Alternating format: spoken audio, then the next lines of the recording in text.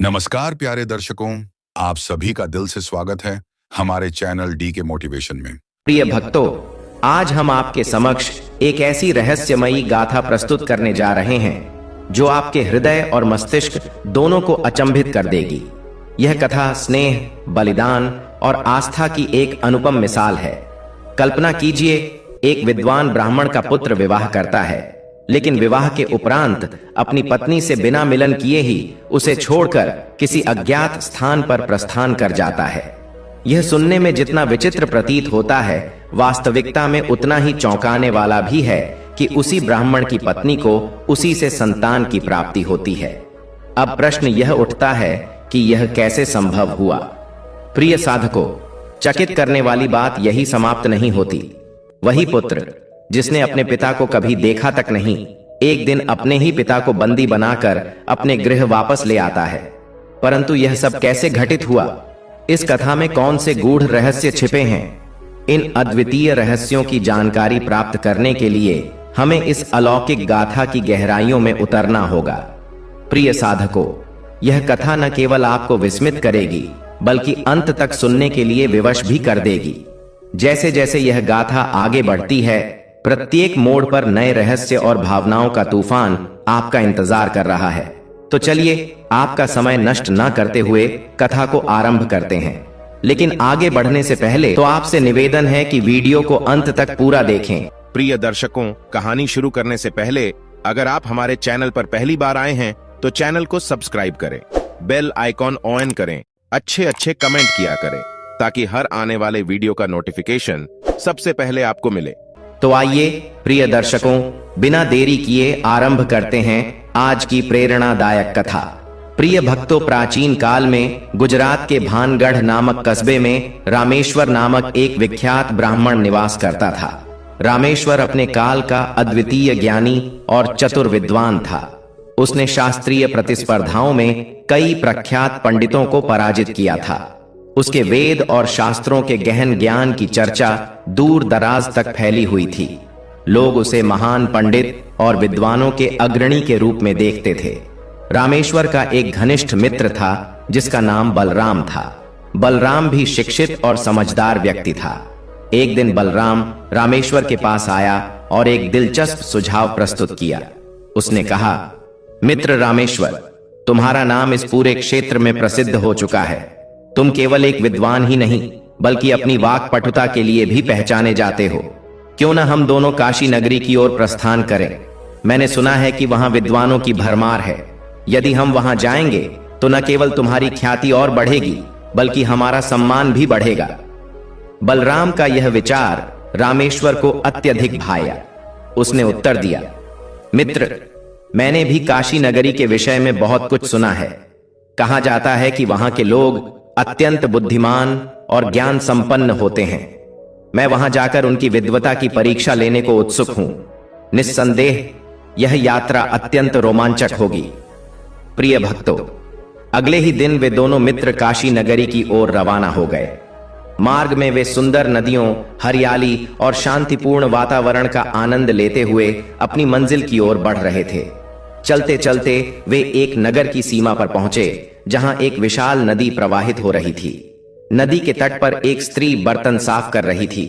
उसकी सादगी और चेहरे की अनोखी आभा देखते ही बनती थी। बलराम ने कहा, मित्र, चलो इस स्त्री से पूछते हैं कि क्या यहाँ यात्रियों के ठहरने का कोई स्थान है। रामेश्वर ने सहमति व्यक्त की और वे दोनों उस स्त्री के पास गए। बलराम ने उस स्त्री से पूछा, हे देवी, क्या आप बता सकती हैं कि यहाँ यात्रियों के लिए ठहरने का कोई स्थान उपलब्ध है? प्रिय भक्तों, वह स्त्री मुस्कुराते हुए बर्तन धोते हुए बोली, मैं तो केवल इतना जानती हूं कि बतख नदी के तट पर रहती है, मछलियां जल में निवास करती हैं और भौंरे कमल के पुष्पों में बसेरा करते हैं, परंतु यात्रियों के विश्राम स्थल का ज्ञान मुझे नहीं है। उसका उत्तर सुनकर बलराम और रामेश्वर दोनों चकित रह गए। बलराम ने धीरे से कहा, मित्र, यह स्त्री क्या कह रही है? लगता है इसे कुछ मालूम नहीं। किंतु रामेश्वर, जो अपनी तीव्र बुद्धि और गहराई से सोचने के लिए जाना जाता था, मुस्कुराया और बोला, मित्र, वह सीधा उत्तर नहीं दे रही है, बल्कि किसी संकेत की ओर इशारा कर रही है। इसका अर्थ साधारण नहीं है। हमें इसे समझने का प्रयास करना चाहिए। प्रिय भक्तों, बर्तन धोने वाली स्त्री की सांकेतिक बातों से कुछ असंतुष्ट होकर दोनों मित्र आगे बढ़ गए। रामेश्वर कुछ नाराजगी भरे स्वर में बोला, हमने तो एक साधारण प्रश्न किया था और उसने बतख, मछली और भौरे की कथा सुनाना आरंभ कर दिया। सीधे इनकार भी कर सकती थी। खैर छोड़ो, आगे किसी और से पूछ लेंगे। दोनों मित्र मार्ग पर आगे बढ़ते चले गए। कुछ दूरी पर उन्होंने एक मकान के बाहर एक छोटा बालक देखा जो द्वार पर बैठा हुआ था। उसके सामने गर्मा गर्म मटर की सब्जी और चावल से भरी हुई थाली रखी थी। परंतु आश्चर्य की बात यह थी कि वह बालक भोजन करने के बजाय रो रहा था। बलराम ने उसे देखकर कहा, मित्र रामेश्वर, देखो इस नासमझ बालक को। इसके सामने इतना स्वादिष्ट और ताजा भोजन रखा है और यह खाने के बजाय आंसू बहा रहा है। क्या तुमने कभी ऐसा मूर्ख देखा है? रामेश्वर ने सहमति जताते हुए कहा, तुम सही कह रहे हो मित्र। भला ऐसा कौन करता है? स्वादिष्ट भोजन पाकर भी रोना, यह तो केवल मूर्खता ही प्रतीत होती है। प्रिय भक्तों, उनकी बातें सुनकर बालक अचानक खिलखिलाकर हंस पड़ा। उसकी हंसी सुनकर दोनों चौंक गए। बालक मुस्कुराते हुए बोला, मूर्ख तो तुम दोनों लग रहे हो जो यह नहीं समझ पाए कि मैं क्यों रो रहा था। रामेश्वर और बलराम आश्चर्यचकित होकर बोले, हम मूर्ख कैसे हुए और तुम क्यों रो रहे थे? बालक ने हंसते हुए उत्तर दिया, मैं रो रहा था ताकि मेरा गला साफ हो जाए और मेरे फेफड़े अच्छी तरह व्यायाम कर लें। इससे खाना शीघ्र पच जाएगा और मैं प्रतीक्षा कर रहा था कि यह गर्म भोजन थोड़ा ठंडा हो जाए ताकि इसे आराम से खा सकूं। किंतु तुम दोनों तो ठहरे अनजान यात्री, तुम्हें यह भला कैसे समझ में आता? बालक की चतुराई भरी बातें सुनकर दोनों मित्र दंग रह गए। बलराम ने धीरे से कहा, मित्र रामेश्वर, ऐसा प्रतीत होता है कि इस नगर में हर व्यक्ति एक से बढ़कर एक समझदार है। पहले वह बर्तन वाली स्त्री मिली और अब यह बालक। मैं सोच रहा हूं आगे और किस प्रकार के विद्वान लोगों से हमारा सामना होगा। किंतु रामेश्वर, जिसे अपनी विद्या और ज्ञान पर अत्यधिक गर्व था, कुछ खिन्न स्वर में बोला, अरे छोड़ो, मुझे तो यह बालक एकदम ढीठ प्रतीत होता है। चलो आगे बढ़ते हैं और किसी समझदार व्यक्ति से मार्ग पूछते हैं। रामेश्वर और बलराम दोनों मित्र अपनी रोमांचक यात्रा पर आगे बढ़ते गए। चलते चलते वे एक सुंदर बाग के समीप पहुंचे जहां चारों ओर हरियाली थी। पेड़ों पर झूलते फल और पक्षियों के मधुर स्वर से बाग का वातावरण अत्यंत आनंददायक था। इसी बाग में उन्होंने देखा कि एक युवती अमरूद के पेड़ पर चढ़कर पके हुए अमरूद तोड़ रही थी। बलराम ने मुस्कुराते हुए कहा, मित्र रामेश्वर, क्यों ना हम इस युवती से कुछ अमरूद मांग लें? इन पके हुए अमरूदों को देखकर मेरे तो मुंह में पानी आ रहा है। रामेश्वर ने सहमति जताते हुए कहा, हाँ हाँ, क्यों नहीं, मुझे भी पके हुए अमरूद अत्यधिक प्रिय हैं। चलो उससे मांगते हैं। दोनों मित्र अमरूद के पेड़ के पास पहुंचे और नीचे खड़े होकर बोले, हे देवी, क्या आप हमें कुछ पके हुए अमरूद दे सकती हैं? युवती ने पेड़ से नीचे झांकते हुए पूछा, आपको किस प्रकार के अमरूद चाहिए, ठंडे या गर्म? यह सुनकर रामेश्वर और बलराम दंग रह गए। बलराम ने धीरे से कहा, मित्र, यह कैसी विचित्र बात है। अमरूद भला ठंडे या गर्म कैसे हो सकते हैं? अब तुम ही इसका उत्तर दो, क्योंकि मुझे तो कुछ समझ में नहीं आ रहा है। रामेश्वर ने थोड़ा सोच विचार किया और कहा, ठीक है, हमें पहले कुछ गर्म अमरूद दे दो।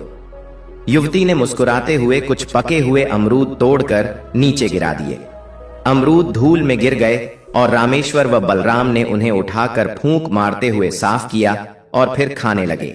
जब दोनों मित्र अमरूद खा चुके तो युवती ने पेड़ से हंसते हुए पूछा, मैंने देखा कि आप दोनों अमरूद फूंक फूंक कर खा रहे थे। क्या वे सच में इतने गर्म थे? और हाँ, आप अपनी सांस भी बचा सकते थे। यह सुनकर रामेश्वर और बलराम ने एक दूसरे की ओर देखा। युवती के शब्दों का अर्थ समझने में उन्हें कुछ समय लगा। पास में ही एक सरोवर था जहां वे चाहते तो अमरूद धोकर साफ कर सकते थे, जिससे वे ठंडे और स्वच्छ हो जाते। युवती की चतुराई का एहसास होते ही रामेश्वर लज्जित हो गया। उसे यह सोचकर संकोच हुआ कि उसने इतनी साधारण बात समझने में इतना समय क्यों लगा दिया। प्रिय भक्तों, कुछ देर बाद रामेश्वर ने बलराम से कहा, मित्र, इस युवती की बुद्धिमत्ता अब तक मिले सभी लोगों से कहीं अधिक है। यह न केवल समझदार है बल्कि अत्यंत व्यवहारिक भी है। मैंने निश्चय कर लिया है कि मैं इसी युवती से विवाह करूंगा, परंतु विवाह के बाद मैं इसे सबक सिखाऊंगा और यह सिद्ध करूंगा कि मेरी विद्या किसी से कम नहीं है। बलराम ने उसकी बात सुनकर मुस्कुराते हुए कहा, मित्र रामेश्वर, यह नगर वास्तव में चतुर लोगों से भरा हुआ है, तभी तो इसका नाम काशी नगरी पड़ा है। प्रिय भक्तों, रामेश्वर और बलराम के बीच उस युवती की चतुराई को लेकर चर्चा चल रही थी। अमरूद की घटना के बाद रामेश्वर ने ठान लिया था कि वह उस युवती से विवाह करेगा, परंतु इसके साथ ही उसे सबक सिखाने की योजना भी बना ली थी। बलराम ने मुस्कुराते हुए कहा, मित्र रामेश्वर, जहां तक इस युवती से विवाह की बात है, मैं तुमसे पूर्ण रूप से सहमत हूं।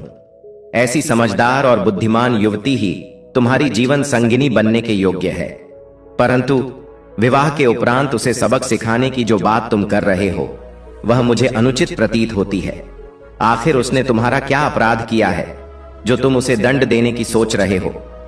रामेश्वर ने कुछ क्रोधित स्वर में कहा, मित्र, उसका अपराध यही है कि उसने हमें मूर्ख समझा और संकेतों में बात की। वह सीधा सीधा यह भी कह सकती थी कि अमरूद को पहले नदी में धोकर खाओ, किंतु उसने हमें संकेतों के माध्यम से सोचने के लिए विवश कर दिया और हमें अपमानित होना पड़ा।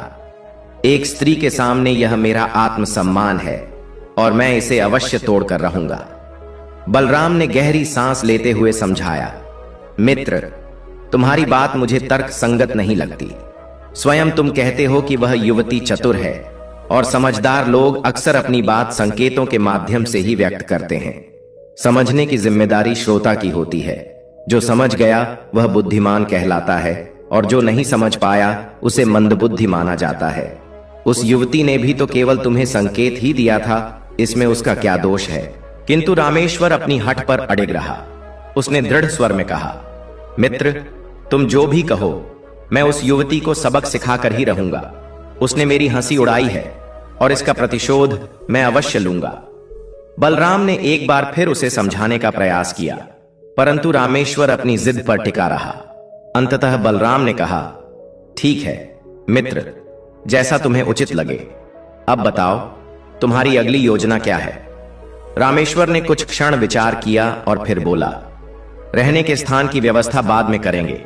पहले तुम यह काम करो, उस युवती के घर का पता लगाओ। जैसे ही वह यहां से जाएगी, तुम उसके पीछे पीछे चलना और उसके घर तक पहुंच जाना। जब उसका निवास स्थान ज्ञात हो जाएगा तो मैं विवाह करने का उपाय सोचूंगा। बलराम ने सहमति जताते हुए कहा, ठीक है मित्र, तुम यहीं प्रतीक्षा करो, मैं शीघ्र ही लौट कर आता हूं। इस बीच युवती पेड़ से नीचे उतर चुकी थी। उसने अमरूदों को एक बड़ी टोकरी में इकट्ठा किया और निश्चिंत भाव से अपने घर की ओर प्रस्थान किया। बलराम कुछ दूरी पर रहते हुए उसके पीछे पीछे चला ताकि कोई संदेह उत्पन्न न हो। युवती अत्यंत सादगी और आत्मविश्वास के साथ अपने मार्ग पर अग्रसर थी। उसके हाव भाव में एक अनोखी सहजता थी, मानो वह जानती हो कि कोई उसका अनुसरण कर रहा है। फिर भी उसने अनजान बनने का अभिनय किया।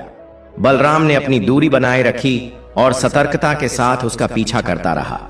कुछ समय बाद वह युवती एक छोटे किंतु सुंदर और स्वच्छ घर के पास पहुंची। उसने द्वार खोला और भीतर प्रविष्ट हो गई। बलराम ने उस घर का भली भांति निरीक्षण किया, उसके आसपास के मार्गों को देखा और स्थान को सावधानी पूर्वक याद कर लिया। तत्पश्चात वह तुरंत रामेश्वर के पास लौट आया और सारी जानकारी उसे सुना दी। उसने कहा, मित्र, मैंने उस युवती के घर का पता लगा लिया है। वह एक साधारण किंतु आकर्षक घर में निवास करती है। अब तुम्हारी अगली योजना क्या है?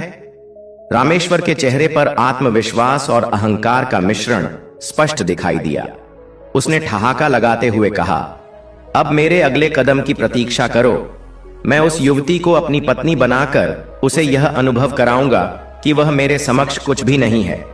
बलराम ने सिर हिलाते हुए कहा, मित्र, मुझे अब भी तुम्हारी योजना पर संदेह है, परंतु जो भी हो मैं तुम्हारे साथ हूं।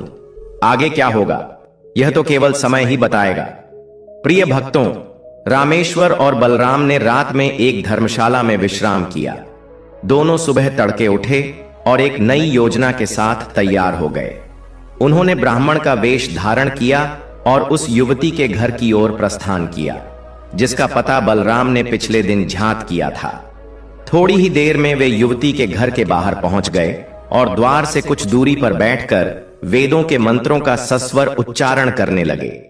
उनका स्वर इतना प्रभावशाली और ज्ञानपूर्ण था कि आसपास के लोग उन्हें देखने और सुनने के लिए इकट्ठा हो गए।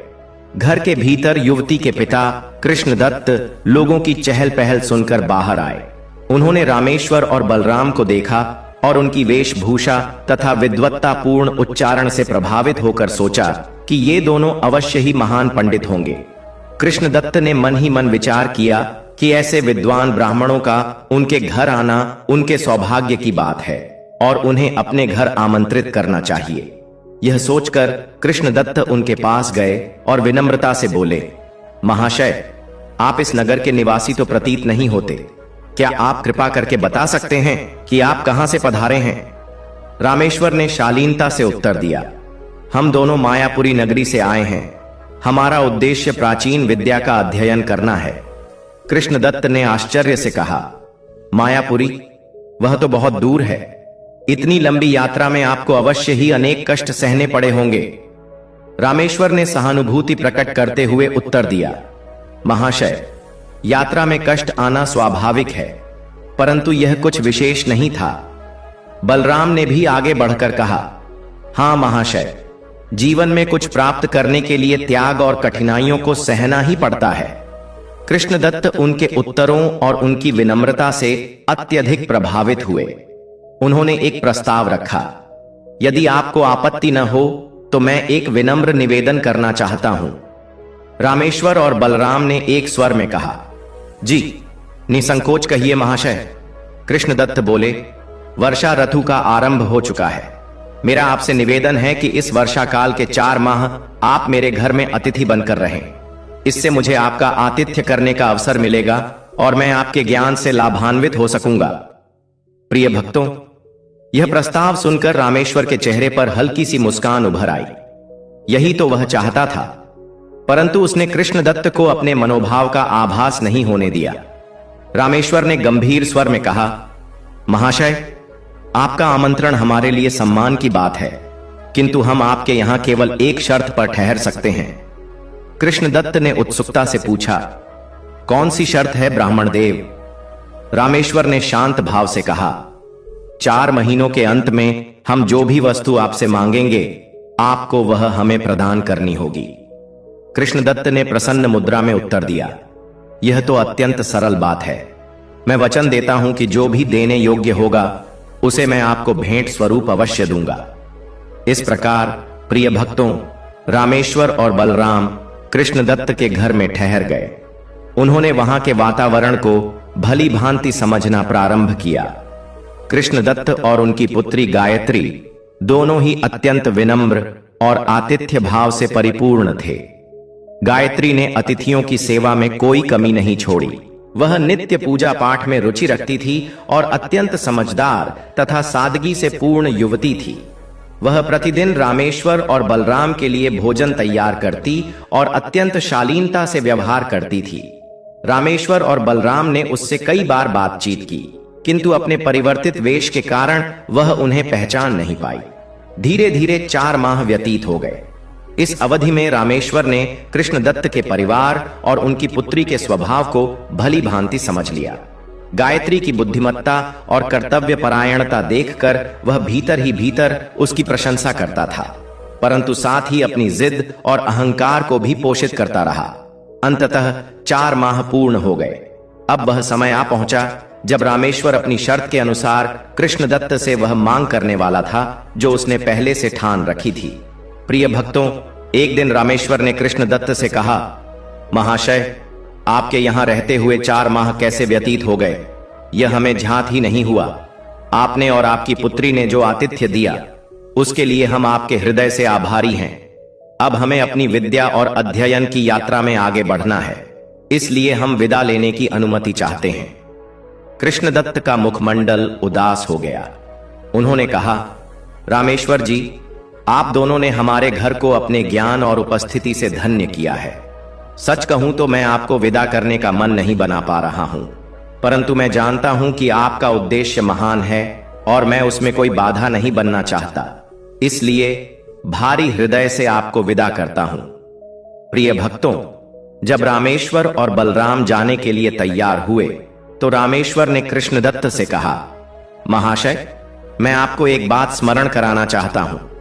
कृष्णदत्त ने गंभीरता से कहा, हां, निसंदेह ब्राह्मण देव, मुझे स्मरण है कि मैंने वचन दिया था कि 4 माह पूर्ण होने पर मैं आपकी एक मांग अवश्य पूरी करूंगा। बताइए, मैं आपके लिए क्या कर सकता हूं? प्रिय भक्तों, रामेश्वर ने बिना किसी संकोच के कहा, महाशय, मेरी मांग है कि आप अपनी पुत्री गायत्री का विवाह मुझसे कर दें। कृष्णदत्त कुछ क्षण के लिए अवाक रह गए। वे सोचने लगे कि यह ब्राह्मण युवक अत्यंत विद्वान और योग्य है, मेरी पुत्री के लिए उचित वर प्रतीत होता है। मेरी पुत्री का भविष्य इसके साथ सुरक्षित रहेगा, अतः इसकी मांग न्याय संगत लगती है। प्रिय भक्तों, कुछ देर विचार करने के पश्चात कृष्णदत्त ने कहा, ब्राह्मण देव, आपकी मांग मुझे स्वीकार है। मैं अपनी पुत्री गायत्री का विवाह आपके साथ संपन्न करूंगा। प्रिय भक्तों, कृष्णदत्त ने रामेश्वर और गायत्री के विवाह का आयोजन अत्यंत उत्साह और धूमधाम के साथ किया। पूरे नगर में इस विवाह की चर्चा होने लगी। गायत्री, जो कि बुद्धिमान और आकर्षक युवती थी, अब रामेश्वर की पत्नी बन चुकी थी। विवाह के पश्चात सभी लोग प्रसन्नता के साथ विदा हो गए। विवाह के उपरांत जब रामेश्वर और गायत्री एकांत में मिले तो रामेश्वर ने मुस्कुराते हुए पूछा, क्या तुमने मुझे पहचाना? गायत्री ने विनम्रता से उत्तर दिया, नहीं, मैंने आपको पहले कभी नहीं देखा। इस पर रामेश्वर ने गर्व से कहा, तो चलो, मैं ही तुम्हें बता देता हूं। मैं वही व्यक्ति हूं जिसे तुमने उस दिन ठंडे और गर्म अमरूद की बात कहकर मूर्ख समझा था। अब याद आया? गायत्री ने हल्की मुस्कान के साथ कहा, ओह, तो आप वही हैं। परंतु सुनिए, किसी गूढ़ बात को समझने में थोड़ा समय तो स्वाभाविक रूप से लगता ही है। प्रिय भक्तों, गायत्री की यह व्यंग्यपूर्ण प्रतिक्रिया सुनकर रामेश्वर का चेहरा क्रोध से तमतमा उठा। उसने कठोर स्वर में कहा, तुम अपने आप को बहुत चतुर समझती हो, है ना? अब देखना, मैं तुम्हें इस गांव की ग्रामीण स्त्री की तरह अकेला छोड़कर यहां से बहुत दूर चला जाऊंगा। फिर तुम अपनी इस शहरी चतुराई के साथ यही सोचती रहोगी कि मैं क्यों चला गया। गायत्री ने उसकी बात शांति से सुनी और कोई प्रतिकार नहीं किया। उसकी यह मौन प्रतिक्रिया रामेश्वर के भीतर और अधिक क्रोध उत्पन्न कर रही थी। रामेश्वर की धमकी सुनकर भी गायत्री के चेहरे पर न तो भय का आभास था और न ही कोई विषाद झलक रहा था। इसके विपरीत उसने आत्मविश्वास से कहा, जाइए, आप अवश्य चले जाइए, लेकिन मेरा विश्वास है कि अंततः आप लौटकर मेरे पास ही आएंगे और हमारे बच्चों के पिता भी बनेंगे। रामेश्वर, जो अपने अहंकार और क्रोध के वशीभूत था, गायत्री की इस बात पर और अधिक क्रोधित हो गया। उसने व्यंग्यपूर्ण स्वर में कहा, अरे मूर्ख स्त्री, जब मैं तुम्हारे साथ कभी एक नहीं हुआ तो तुम्हारे बच्चे कैसे होंगे? तुम केवल बड़बोलापन कर रही हो। मैं भी देखता हूं कि तुम अपनी इस बेतुकी बात को कैसे सच करती हो। प्रिय भक्तों, इस कटु संवाद के पश्चात दोनों विश्राम के लिए चले गए, किंतु रामेश्वर के मन में अपमान और रोष की भावना अभी भी बनी हुई थी। रात्रि के अंतिम प्रहर में वह चुपचाप उठा और अपनी जेब से एक अंगूठी निकाली, जिस पर उसका नाम और उसके गांव का नाम भानगढ़ खुदा हुआ था। उसने गायत्री की उंगली में वह अंगूठी पहना दी और मन ही मन सोचा, यह अंगूठी इसे सदैव याद दिलाएगी कि इसने मुझे अपमानित किया था। प्रिय भक्तों, इसके बाद रामेश्वर दबे पांव घर से बाहर निकल गया। योजना के अनुसार उसका मित्र बलराम पहले से ही बाहर प्रतीक्षा कर रहा था। अब वे दोनों तेज कदमों के साथ अपने गांव भानगढ़ की ओर चल पड़े। अगली सुबह जब गायत्री जागी तो उसने देखा कि रामेश्वर बिस्तर पर नहीं था। उसने पूरे घर में उसे ढूंढा, किंतु वह कहीं दिखाई नहीं दिया। अंततः उसे समझ में आ गया कि उसके पति ने अपनी धमकी को वास्तविकता में परिवर्तित कर दिया है और उसे त्याग कर चला गया है। प्रिय भक्तों, गायत्री कुछ क्षण के लिए चिंतित होकर बैठ गई और सोचने लगी कि अब उसे क्या करना चाहिए। तभी उसकी दृष्टि अपनी उंगली में पहनी हुई अंगूठी पर पड़ी। उसने ध्यानपूर्वक देखा तो पाया कि उस अंगूठी पर रामेश्वर का नाम और उसके गांव भानगढ़ का नाम अंकित था। यह देखकर उसके मन में विचार आया, निश्चित रूप से वे अपने गांव गए होंगे। क्यों ना मैं भी वहां जाऊं और उन्हें यह दिखाऊं कि मैंने कोई निरर्थक दावा नहीं किया था। प्रिय भक्तों, यह विचार आते ही गायत्री अपने पिता कृष्णदत्त के पास गई और उनसे कहा, पिताजी, मेरे पति ने मुझे त्याग दिया है। वे मुझे विवाह कर छोड़कर चले गए हैं। अब मैं इस घर में नहीं रह सकती। मैं तीर्थ यात्रा पर जाना चाहती हूं ताकि अपने इस दुख को भुला सकूं। कृष्णदत्त अपनी पुत्री की मानसिक स्थिति को भली भांति समझ गए। उनके पास धन संपत्ति और सेवकों की कोई कमी नहीं थी। उन्होंने अपनी बेटी को पर्याप्त धन और सेवकों के साथ यात्रा की अनुमति दे दी। गायत्री धन और सेवकों के साथ एक पालकी में बैठकर भानगढ़ की ओर प्रस्थान कर गई। यात्रा के दौरान वह एक नगर में रुकी। वहां उसने नर्तकी का वेश धारण किया और विभिन्न प्रकार की आकर्षक पोशाकें तैयार कराईं। उसने सोचा कि भानगढ़ में एक नवीन पहचान के साथ प्रवेश करना अधिक उचित होगा। प्रिय भक्तों, नर्तकी के वेश में वैभव और भव्यता के साथ वह अपने पति के गांव भानगढ़ पहुंची। उसकी आभा और सुंदरता देखकर नगरवासी उसे कोई राजकुमारी समझने लगे। भानगढ़ पहुंचकर गायत्री ने नगर के बाहर एक विशाल शिविर स्थापित कराया और अपने सेवकों तथा सेविकाओं को आदेश दिया कि नगर में जाकर उसकी सुंदरता, गुणों और चतुराई की प्रशंसा करें। प्रिय भक्तों, शीघ्र ही गायत्री की चर्चा पूरे नगर में फैल गई। लोग उसकी आभा, सरलता और अद्वितीय स्वभाव के विषय में चर्चा करने लगे। नगरवासी उत्सुक हो उठे कि यह राजकुमारी कौन है और इस नगर में क्यों आई है। गायत्री की योजना धीरे धीरे रंग लाने लगी थी। अब वह दामिनी नामक नर्तकी के रूप में प्रसिद्ध हो चुकी थी। उसने अपना वेश और नाम दोनों परिवर्तित कर लिए थे। उसकी सुंदरता, नृत्य कला और चतुराई की प्रशंसा पूरे नगर में होने लगी। एक दिन नगर की सुप्रसिद्ध नर्तकी चंद्रिका दामिनी के शिविर में आई। उसने मुस्कुराते हुए पूछा, बहन, आप कहां की रहने वाली हैं? आपका नाम क्या है और आप इस नगर में क्यों आई हैं? दामिनी, गायत्री ने मुस्कुराकर उत्तर दिया, मेरा नाम दामिनी है और मैं कामरूप नगर से आई हूं। मैंने भानगढ़ की महान संस्कृति और परंपराओं के विषय में बहुत कुछ सुना है, इसलिए इस नगर को देखने और इसकी परंपराओं को समझने के लिए यहां आई हूं। प्रिय भक्तों, चंद्रिका उसकी बात सुनकर अत्यंत प्रसन्न हुई और बोली, बहुत अच्छा किया आपने बहन। मैंने आपके नृत्य की भी बहुत प्रशंसा सुनी है, इसलिए आपसे मिलने मैं स्वयं यहां चली आई। मेरा नाम चंद्रिका है और मैं भी इस नगर की प्रतिष्ठित नर्तकी हूं। प्रिय भक्तों, दामिनी ने मुस्कुराकर चंद्रिका का स्वागत किया और कहा, बहन, आपके आगमन से मुझे अत्यधिक प्रसन्नता हुई है। कृपया मेरे कक्ष में पधारिए। प्रिय भक्तों, दामिनी उसे अपने कक्ष में ले जाती है और अत्यंत आदर सत्कार करती है। दामिनी की विनम्रता और सौम्य व्यवहार से चंद्रिका अत्यंत प्रभावित होती है। चंद्रिका ने कहा, दामिनी, आपका शिविर अत्यंत सुंदर है, परंतु यहां ठहरना आपके लिए उचित नहीं लगता। यदि आप चाहें तो मैं आपके लिए एक भव्य आवास की व्यवस्था कर सकती हूं। दामिनी ने उसकी बात सहर्ष स्वीकार कर ली। चंद्रिका उसे अपने साथ ले गई और अपने महल का एक शानदार भाग रहने के लिए प्रदान कर दिया। दामिनी की सुंदरता और बुद्धिमत्ता की चर्चा अब भानगढ़ के कोने कोने में फैलने लगी। यह चर्चा अंततः रामेश्वर के मित्र बलराम के कानों तक भी पहुंच गई। उसने दामिनी के सौंदर्य और गुणों के विषय में खूब सुना और उसे स्वयं देखने की उत्कंठा हुई। बलराम ने दामिनी के पास एक संदेशवाहक भेजा जो उसके लिए मूल्यवान उपहार लेकर गया था। उस दूत ने दामिनी से कहा, देवी, मेरे स्वामी ने आपको प्रणाम कहा है और यह उपहार आपके लिए भिजवाए हैं। दामिनी ने शांत स्वर में उत्तर दिया, अपने स्वामी से कहना कि मैं उपहारों को अधिक महत्व नहीं देती। उनके प्रणाम के लिए मैं धन्यवाद करती हूं। यदि वे सच में मुझसे मिलना चाहते हैं तो उन्हें स्वयं आकर दर्शन देना होगा। दूत ने लौटकर बलराम को यह बात बताई।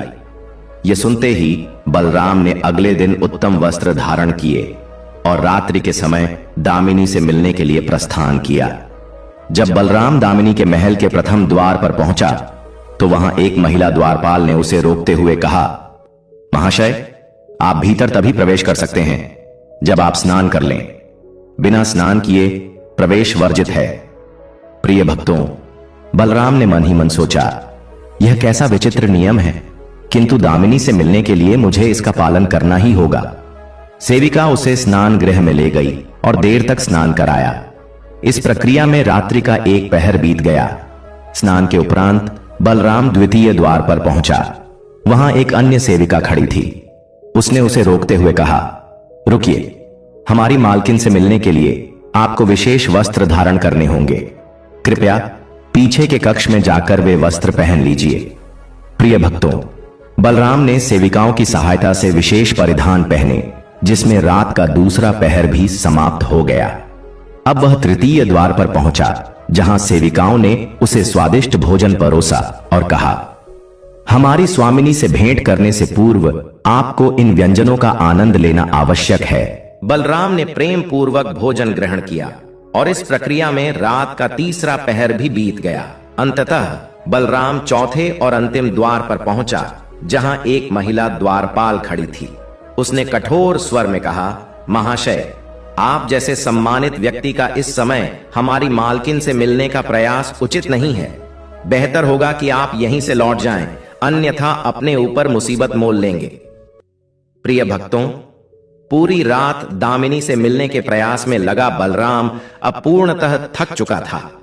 उसे यह समझते देर न लगी कि दामिनी ने अत्यंत चतुराई से उसे बिना अपमानित किए वापस लौटने पर विवश कर दिया है।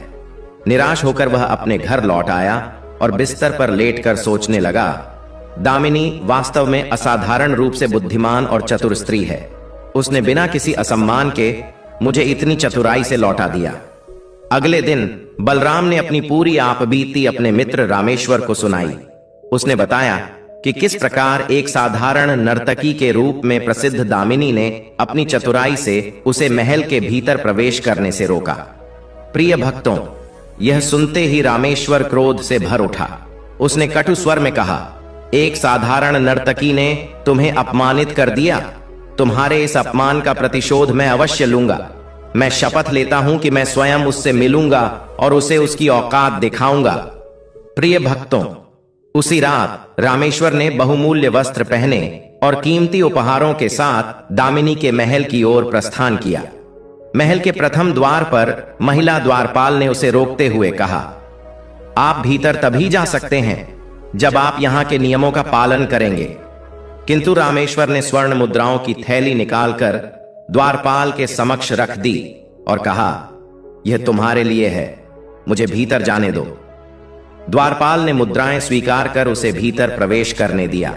इसी प्रकार रामेश्वर ने प्रत्येक द्वार पर स्वर्ण मुद्राएं और कीमती उपहार भेंट किए और निरंतर आगे बढ़ता चला गया। अंततः वह दामिनी के कक्ष तक पहुंच गया। अंतिम द्वार पर उसने द्वारपाल को एक चमचमाता हीरे का हार दिया और कहा, यह अपनी स्वामिनी के पास ले जाओ और कहो कि रामेश्वर उनसे भेंट करना चाहता है। रामेश्वर इस तथ्य से अनजान था कि यह संपूर्ण योजना दामिनी की ही रची हुई थी। वह जानती थी कि रामेश्वर एक दिन अवश्य उसके पास आएगा। प्रिय भक्तों, कुछ ही समय में रामेश्वर दामिनी के समक्ष पहुंचा, किंतु दामिनी ने अपने रूप और वेशभूषा को पूर्णतः परिवर्तित कर लिया था। रामेश्वर अपनी ही पत्नी गायत्री को पहचान नहीं सका। उसने मुस्कुराते हुए कहा, देवी, आपका सौंदर्य वास्तव में अनुपम है। मेरी वाणी इतनी समर्थ नहीं कि आपकी सुंदरता का समुचित वर्णन कर सके। दामिनी ने विनम्रता के साथ उसका स्वागत किया, उसे ऊंचे आसन पर बैठाया और उसके समक्ष अपना मनमोहक नृत्य प्रस्तुत किया। दामिनी के नृत्य को देखकर रामेश्वर मंत्रमुग्ध हो गया। नृत्य समाप्त होने के बाद दामिनी ने मुस्कुराकर कहा, अब आप जा सकते हैं, किंतु कल पुनः पधारिए। रामेश्वर को यह आमंत्रण पाकर अत्यंत प्रसन्नता हुई और वह अगले दिन पुनः दामिनी से मिलने की प्रतीक्षा करने लगा। अब रामेश्वर प्रतिदिन दामिनी के पास जाने लगा। प्रत्येक बार दामिनी उसे नवीन ढंग से प्रभावित करती थी और उसका मोह भंग करती थी। एक दिन दामिनी ने गंभीर स्वर में कहा, रामेश्वर, मैं यहां केवल अपनी कला का प्रदर्शन करने के लिए नहीं आई हूं। मेरा उद्देश्य अपने लिए एक योग्य वर की खोज करना है और आज मेरी यह खोज पूर्ण हो गई है। प्रिय भक्तों, दामिनी ने मुस्कुराते हुए कहा, मैंने तुम्हें अपने जीवन साथी के रूप में चुन लिया है। बताओ, क्या तुम मुझसे विवाह करोगे?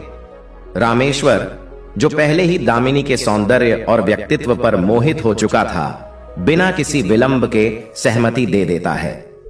कुछ दिनों के भीतर पूरे नगर में चर्चाओं के बीच दामिनी और रामेश्वर का विवाह धूमधाम से संपन्न होता है।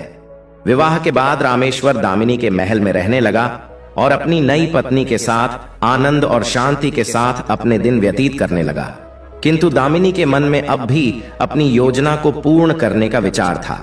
कुछ समय बाद उसने मन ही मन सोचा, मेरा उद्देश्य तो पूरा हो गया है। रामेश्वर का अंश अब मेरे गर्भ में है। अब मुझे अपने नगर माधवपुर लौट जाना चाहिए। प्रिय भक्तों, अगले दिन दामिनी ने रामेश्वर से कहा, स्वामी, मुझे अपने राजा का संदेश प्राप्त हुआ है। उन्होंने तत्काल अपने नगर लौटने का आदेश दिया है। रामेश्वर ने निराश होकर पूछा, तो क्या तुम सच में चली जाओगी? दामिनी ने शांत स्वर में उत्तर दिया, हां स्वामी, राजा की आज्ञा का पालन करना मेरा धर्म है। यदि मैंने उनका आदेश नहीं माना तो वे मुझसे अप्रसन्न हो जाएंगे और संभवतः मुझे दंडित कर देंगे। लेकिन आप चिंता न करें, मैं शीघ्र ही आपके पास लौट आऊंगी। प्रिय भक्तों, अगले ही दिन दामिनी ने भानगढ़ छोड़ दिया। उसके जाने के बाद रामेश्वर अत्यंत उदास रहने लगा। धीरे धीरे उसने अपने जीवन की दिशा खो दी और शराब के नशे में डूबने लगा। जुए की आदत भी उस पर हावी हो गई। दामिनी ने भानगढ़ छोड़ने के पश्चात वहां लौटने का विचार कभी नहीं किया। इधर रामेश्वर ने भी उसके लौटने की आशा त्याग दी और अपने जीवन को पूरी तरह से बर्बाद कर लिया। माधवपुर लौटने के पश्चात दामिनी ने एक पुत्र को जन्म दिया। समय के साथ वह अपने पुत्र के पालन पोषण में व्यस्त हो गई। वह बालक अत्यंत तेजस्वी और बुद्धिमान था। दामिनी ने उसे विविध विद्याओं में पारंगत किया। वह शास्त्रों, युद्ध कला और नीति शास्त्र का झांका बन गया। 15 वर्ष बीत गए। एक दिन जब वह अपने साथियों के साथ खेल रहा था, तब एक बालक ने उसे चिढ़ाते हुए कहा, तू तो बिना बाप का बेटा है। यह वाक्य बालक के हृदय में गहराई तक उतर गया। वह क्रोध और पीड़ा के साथ घर लौटा और अपनी माता से पूछा, मां, मुझे सच्चाई बताओ, मेरे पिता कौन हैं और वे कहां रहते हैं? अपने पुत्र के इस प्रश्न को सुनकर दामिनी का हृदय पिघल गया। उसने धीरे धीरे अपने पहले और दूसरे विवाह की संपूर्ण कहानी अपने पुत्र को सुना दी। उसने कहा, तुम्हारे पिता का नाम रामेश्वर है। वे भानगढ़ में निवास करते हैं। एक समय में वे महान वेदांती और विद्वान थे, परंतु अब वे अपने जीवन के मार्ग से भटक चुके हैं। प्रिय भक्तों, यह सब सुनने के बाद बालक ने दृढ़ स्वर में कहा, मां, मुझे मेरे पिता का स्वरूप और उनकी पहचान बताइए। मैं वचन देता हूं कि मैं उन्हें बंदी बनाकर अवश्य यहां ले आऊंगा। दामिनी ने रामेश्वर की पहचान और अन्य आवश्यक जानकारियां अपने पुत्र को दे दी। बालक ने अपनी मां से विदा ली और अपने पिता की खोज में भानगढ़ की ओर प्रस्थान किया। भानगढ़ पहुंचकर बालक ने अपने पिता को ढूंढने के लिए नगर के प्रत्येक कोने में घूमना प्रारंभ किया। दिन भर की खोज के बाद जब संध्या हुई तो वह एक जुआ घर के समीप पहुंचा। वहां उसने कुछ लोगों को वार्तालाप करते हुए सुना। एक व्यक्ति ने दूसरे से पूछा, भाई, क्या तुमने रामेश्वर को देखा है? मैं प्रातः से उसे ढूंढ रहा हूं, एक आवश्यक कार्य है। दूसरे व्यक्ति ने उत्तर दिया, हां, मैंने उसे देखा है, वह यहीं आसपास ही होगा। रामेश्वर का नाम सुनते ही बालक सतर्क हो गया। उसने मन ही मन सोचा, संभवतः ये लोग मेरे पिता के बारे में ही चर्चा कर रहे हैं, मुझे इनके पीछे चलना चाहिए। यह सोचकर वह चुपचाप उन व्यक्तियों के पीछे चलने लगा। जुआ घर में प्रवेश करने के बाद उसने देखा कि कुछ लोग बैठकर जुआ खेल रहे थे। अपनी माता से सीखी हुई चतुराई का उपयोग करते हुए वह बालक भी जुआ खेलने के लिए बैठ गया। उसने अपनी थैली से स्वर्ण मुद्राएं निकाली और जुए में सम्मिलित हो गया। बालक इतनी कुशलता से खेल रहा था कि थोड़े ही समय में उसने वहां उपस्थित सभी जुआरियों का समस्त धन जीत लिया। प्रिय भक्तों, यह देखकर सभी लोग उसकी प्रशंसा करने लगे। रामेश्वर जो वहीं बैठा था, बालक की निपुणता देखकर बोला, अरे बालक, तुम्हारी आयु तो अत्यंत कम है, परंतु तुमने जुए में सभी को पराजित कर दिया। यह कौशल वास्तव में अद्वितीय है। तुमने यह विद्या कहां सीखी? बालक ने मुस्कुराते हुए उत्तर दिया, महाशय, यह तो कुछ भी नहीं है। मैं तो अनेक विद्याओं में निपुण हूं। प्रिय भक्तों, इसके पश्चात बालक जुआघर से बाहर आया। उसने जुए में जीती हुई समस्त धनराशि बाहर आकर निर्धनों में बांट दी। इसके बाद वह एक वृक्ष के पीछे छिपकर खड़ा हो गया और प्रतीक्षा करने लगा कि रामेश्वर कब बाहर निकलेगा। कुछ समय बाद जब रामेश्वर जुआघर से बाहर आया और अपने घर की ओर प्रस्थान करने लगा, तो बालक ने चुपचाप उसका पीछा किया और उसके घर का मार्ग जान लिया। उस रात्रि जब रामेश्वर गहरी नींद में था, बालक ने अपनी योजना पर कार्य करना प्रारंभ किया। वह दीवार फांदकर घर के भीतर प्रवेश कर गया और चारों ओर निरीक्षण किया। एक कोने में उसे रुई का एक बड़ा ढेर दिखाई दिया। उसने उस रुई को रामेश्वर के बिस्तर के पास बिछा दिया। इसके पश्चात उसने अत्यंत सावधानी के साथ सोते हुए रामेश्वर को अपनी बाहों में उठाया और उसे रुई के ढेर पर लिटा दिया। फिर उसने पलंग को रस्सियों से बांधा और उसे दीवार के सहारे नीचे लटका दिया। प्रिय भक्तों, बड़ी चतुराई के साथ उस बालक ने अपने पिता को घर से बाहर निकाला और अपने साथ ले चला। उसका उद्देश्य अपने पिता को माधवपुर ले जाकर अपनी माता से पुनः मिलवाना था। प्रिय भक्तों, इधर प्रातः जब रामेश्वर की आंख खुली तो उसने देखा कि उसका बिस्तर लापता था। वह चकित और लज्जित होकर बड़बड़ाने लगा, अरे यह क्या? मैं तो गहरी नींद में था और कोई चुपचाप मेरा पलंग चुरा ले गया। अब तो मुझे नया बिस्तर खरीदना पड़ेगा।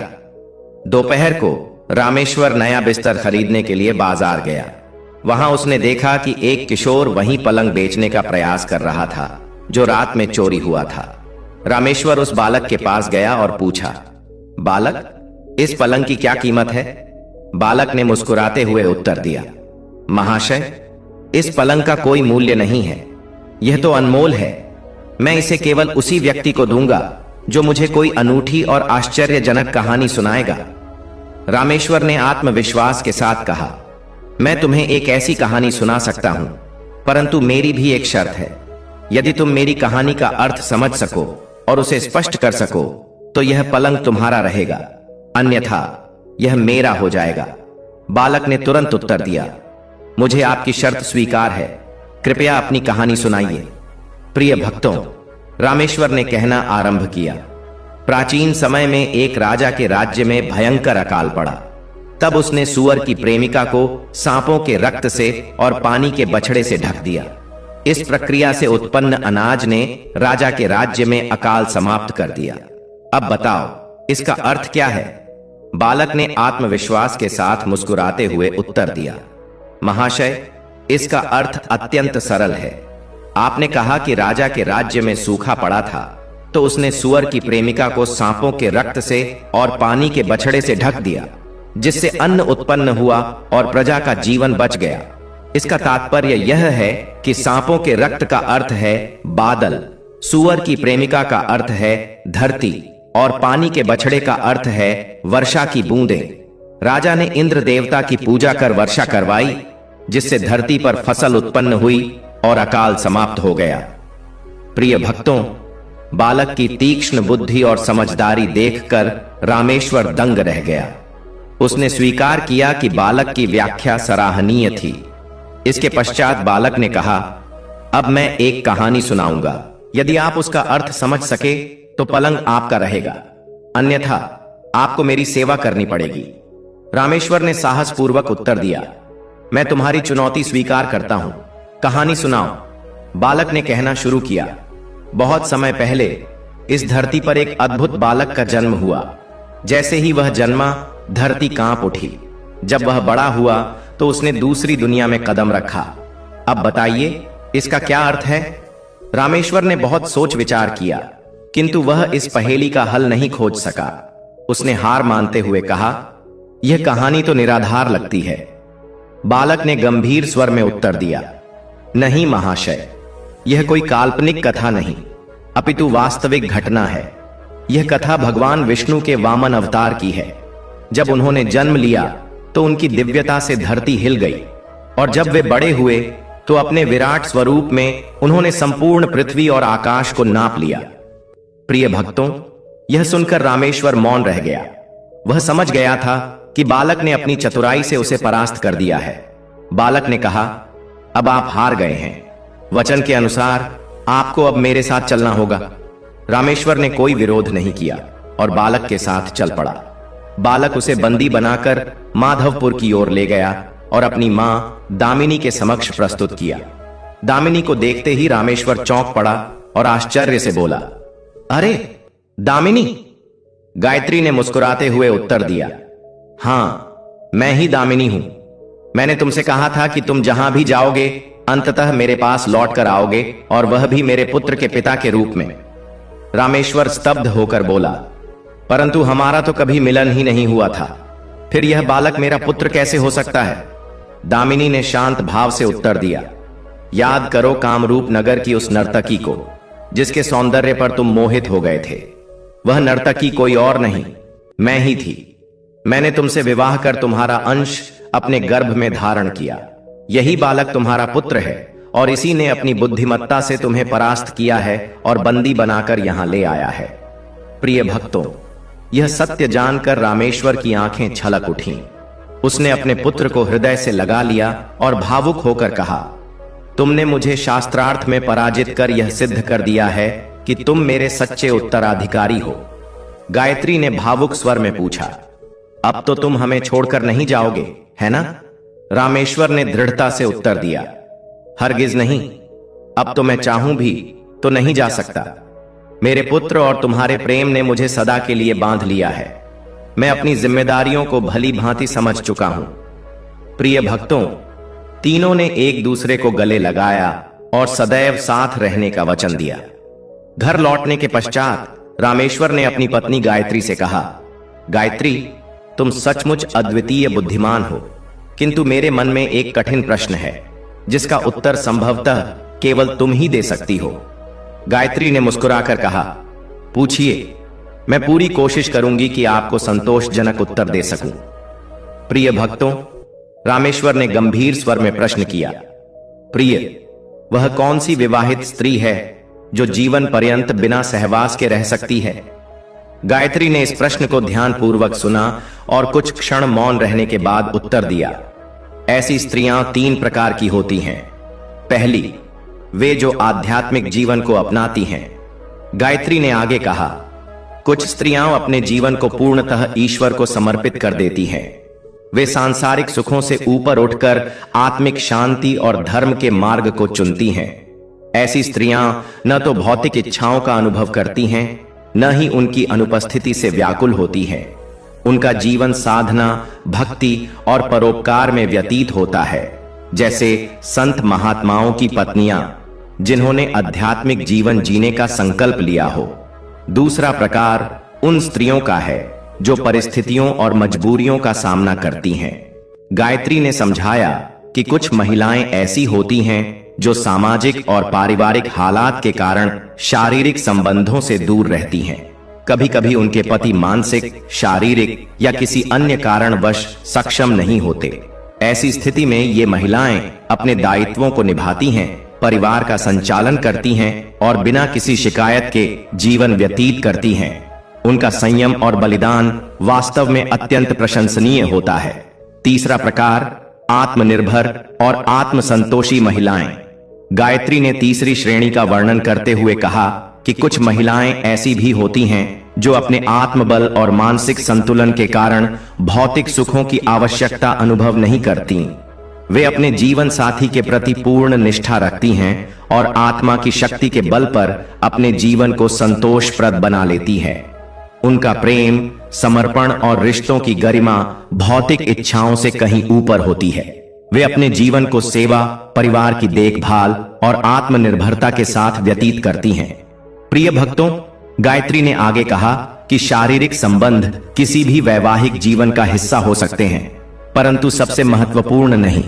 रिश्तों की नींव प्रेम, सम्मान और आपसी समझ पर आधारित होती है।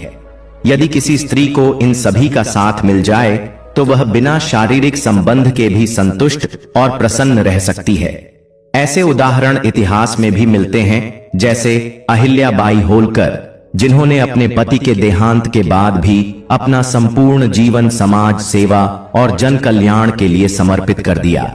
रामेश्वर ने गायत्री के उत्तर को ध्यानपूर्वक सुना और गहरी सांस लेते हुए कहा, गायत्री, तुम्हारे उत्तर ने मेरे मन को शांति प्रदान की है। तुमने जो बातें बताई वे वास्तव में जीवन की सच्चाई और संबंधों की गहराई को स्पष्ट करती हैं। मैं आज से तुम्हारी बुद्धिमत्ता का और अधिक सम्मान करूंगा। इसके पश्चात रामेश्वर ने एक और प्रश्न किया, ऐसी कौन सी स्त्रियां होती हैं जो शारीरिक सुख के बिना नहीं रह सकती? गायत्री ने उत्तर देते हुए कहा, इस प्रश्न का उत्तर सरल नहीं है, क्योंकि प्रत्येक व्यक्ति और प्रत्येक स्त्री की आवश्यकता अलग अलग होती है। यह उनकी शारीरिक, मानसिक, भावनात्मक और सामाजिक परिस्थितियों पर निर्भर करता है। पहली श्रेणी, वे स्त्रियां जिनका शरीर अधिक सक्रिय होता है। गायत्री ने कहा कि कुछ महिलाएं अपने शरीर की जैविक प्रवृत्तियों के कारण शारीरिक सुख की ओर अधिक आकर्षित होती हैं। उनके शरीर में होने वाले प्राकृतिक परिवर्तनों के कारण उन्हें इस प्रकार की आवश्यकता अधिक महसूस होती है, जिसे वे स्वाभाविक मानती हैं और अपने जीवन का अनिवार्य हिस्सा समझती हैं। दूसरी श्रेणी, भावनात्मक जुड़ाव चाहने वाली महिलाएं। ऐसी स्त्रियां केवल शारीरिक सुख के लिए नहीं, बल्कि अपनापन, प्रेम और आत्मीयता की खोज में संबंध बनाती हैं। वे प्रायः अकेलापन अनुभव करती हैं और भावनात्मक सहारे की आवश्यकता महसूस करती है। ऐसे संबंध उन्हें मानसिक शांति और आत्मविश्वास प्रदान करते हैं। तीसरी श्रेणी, अनुभव और आदत से प्रभावित महिलाएं। कुछ महिलाएं जिन्होंने पूर्व में शारीरिक सुख का अनुभव किया है, उसे अपने जीवन का अनिवार्य भाग मान लेती है। उनके लिए यह एक आदत बन जाती है और इस कमी को वे अपने जीवन में अधूरेपन के रूप में अनुभव करती हैं। प्रिय भक्तों, गायत्री ने स्पष्ट किया कि प्रत्येक महिला की आवश्यकताएं और प्राथमिकताएं भिन्न होती हैं। वे अपनी परिस्थितियों के अनुसार अलग अलग व्यवहार करती हैं और यह पूरी तरह उनके जीवन, समाज और व्यक्तित्व पर निर्भर करता है। इसलिए यह कहना कठिन है कि कौन सी स्त्री शारीरिक संबंधों के बिना नहीं रह सकती। प्रिय भक्तों, इस प्रकार दामिनी और रामेश्वर का परिवार पुनः एकजुट हो जाता है। यह कथा हमें सिखाती है कि सच्चा प्रेम, समर्पण और बुद्धिमत्ता हर कठिनाई को पार कर सकती है। प्रिय भक्तों, ऐसे और जीवन बदलने वाले विचारों के लिए स्पिरिचुअल ज्ञान सागर को अभी सब्सक्राइब करें।